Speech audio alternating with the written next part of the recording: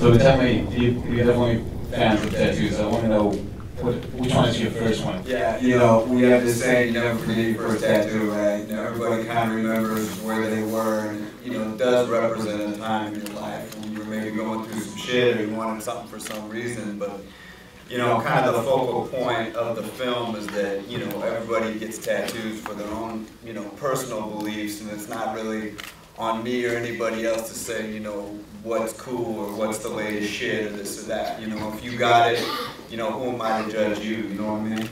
But first of all, I want to thank everybody for coming out tonight. You guys are an amazing audience. Again, Jansen, thank you very much, Tim. We appreciate everything.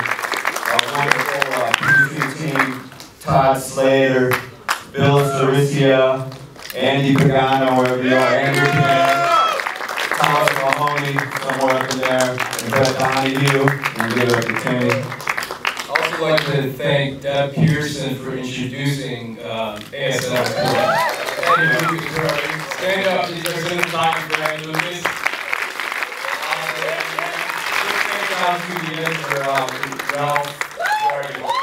Thanks Stargate Studios for some amazing visual effects. Give it up to Stargate.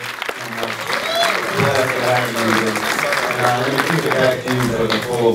Get it going. Congratulations, guys. You did an amazing job. Thank you. So, I'm going to ask you, I think, you know, when you make this horror movie, of course, there's a lot of laughter, a lot of fun usually, right, behind the scenes. But there's always a moment, I guess, with the actors where you're about to quit. You're like, yeah, got enough, right? Because it's tough, right? Particularly for the actors. So I want to know, among you guys, there wasn't anybody that was this close to quit, and when was that moment? Let's give it a bet. There wasn't one point where after like 4 or 5 days of being like on that metal slab, and this fucking guy is just like onto me. I was just like, why the fuck did I become an actor? What was I thinking? I was in college, I had a gun. But honestly, like, just immediately after that, when I was finally like done with the hard part, it was just like, oh, it was worth it. It was so worth it. It was like, that's a part of it. That was my sacrifice for this movie to be as good as it could be. I think it was Roger Corman said that all you need to do a great horror scene is a chest and a chase, right?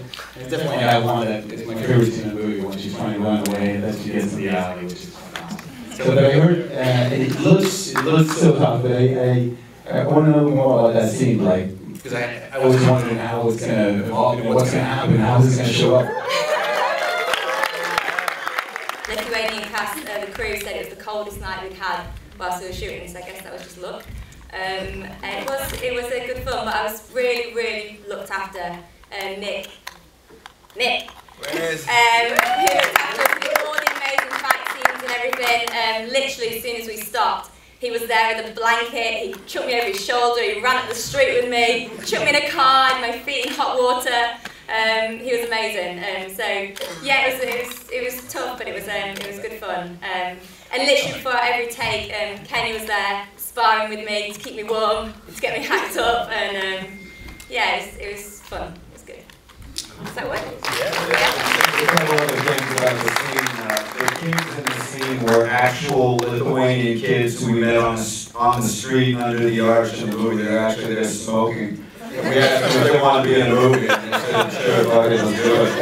So, we were able to get these little kids out there with their parents' consent, of course, and, you know, worked out pretty well. And then, you know, as far as the choice of having Robert just kind of come in and do his thing and not say anything, you know, we felt at that moment, you know, in a way, he's actually rescuing Kelly in that sense, you know, from a greater purpose. So we felt it was very effective to just keep it boom, boom, boom, you know, instead of play it up. So we built it to that. I don't know, it's such an original performance for a villain, right?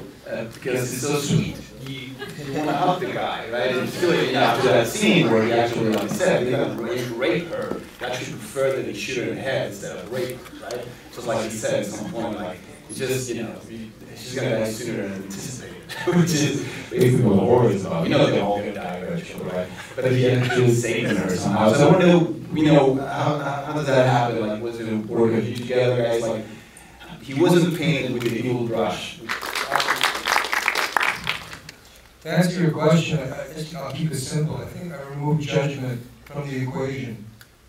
I don't judge the character. I think it's important to just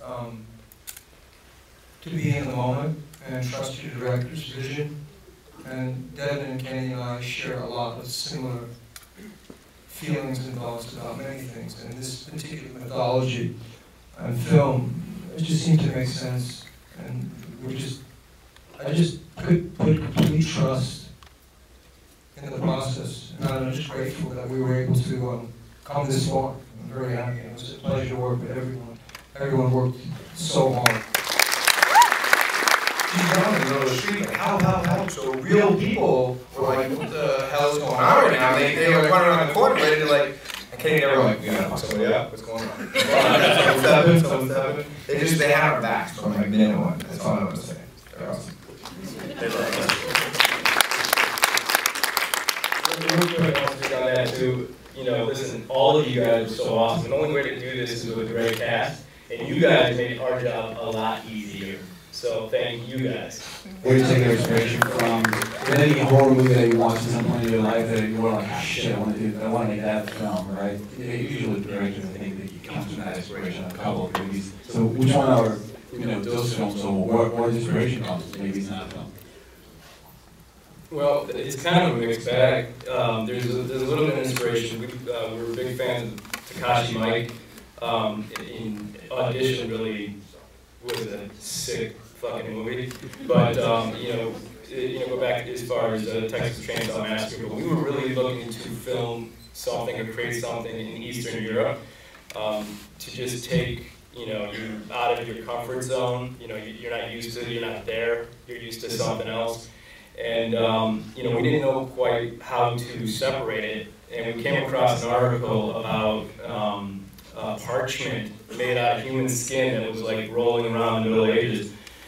And the first case of it was a French Constitution that was bound in human skin, believe it or not. And it was bound in skin by the opposition of the Republic. So we were like, that's fucking sick, but there's something there. And then Devin popped in, and you want to go into how we just thought when you're sitting in a tattoo chair, you're never more vulnerable, and a lot of people do get tattoos while on vacation. Obviously, any vacation spot you go to, there's a ton of tattoo parlors, and so it seemed like a great thing to combine.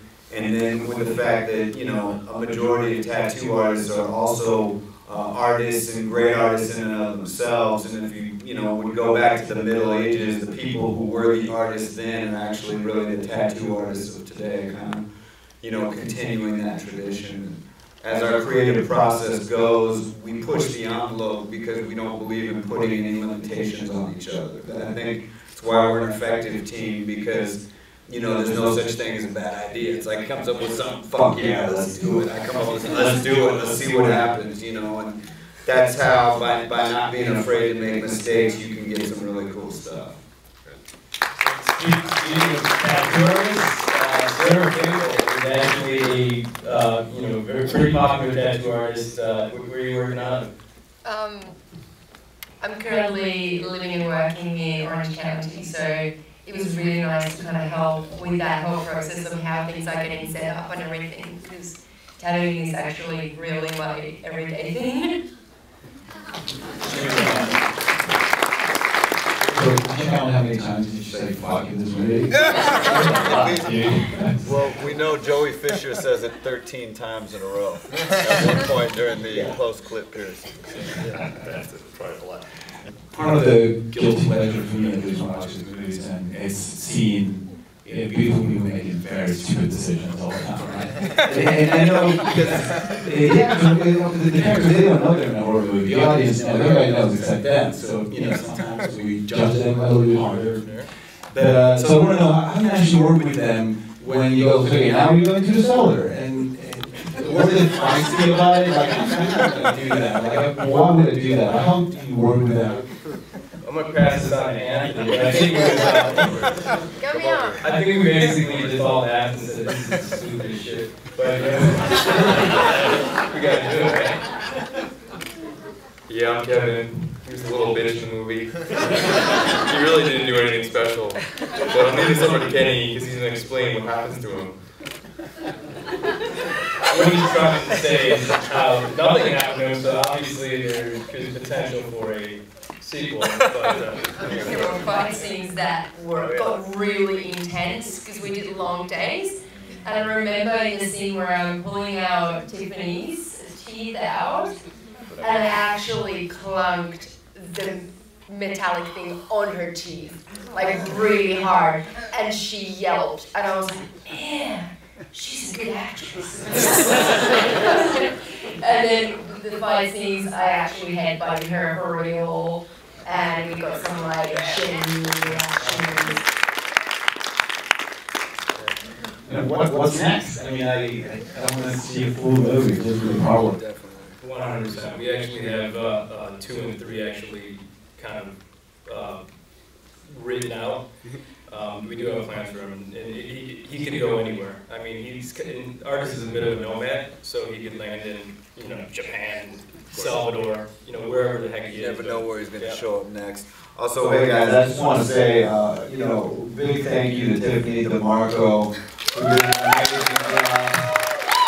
She got captured early on and hung into the iteration and exactly where we've been and hung in there with us day after day. So maybe just want to give her the mic real quick to say a couple things. Thank you so much for coming out. I just want to say that working with Kenny and Devin was so easy. So easy. They made it so easy for me to easily portray this character, Amy, and Robert Losardo. Oh my God, this guy. He was creepy when the camera wasn't rolling. I'm just kidding, but I mean, he's so easy to work with. Ben, Ben, fantastic. Literally, his death scene, can I get a, oh my God? Yeah, thank you. Wow, this guy over here, yeah. Easily made me cry. These two, amazing. Kissing a lot, great. Jordan was great. It was easy to get put him down for a really long time. Sarah was fun to work with, and Amy Piana solved so many problems. Right? You should get up here. Thank you again for coming out, and I love you, Kenny and Devin, for this opportunity. Kenny and Devin. I guess that's it. Thank you everybody for coming. And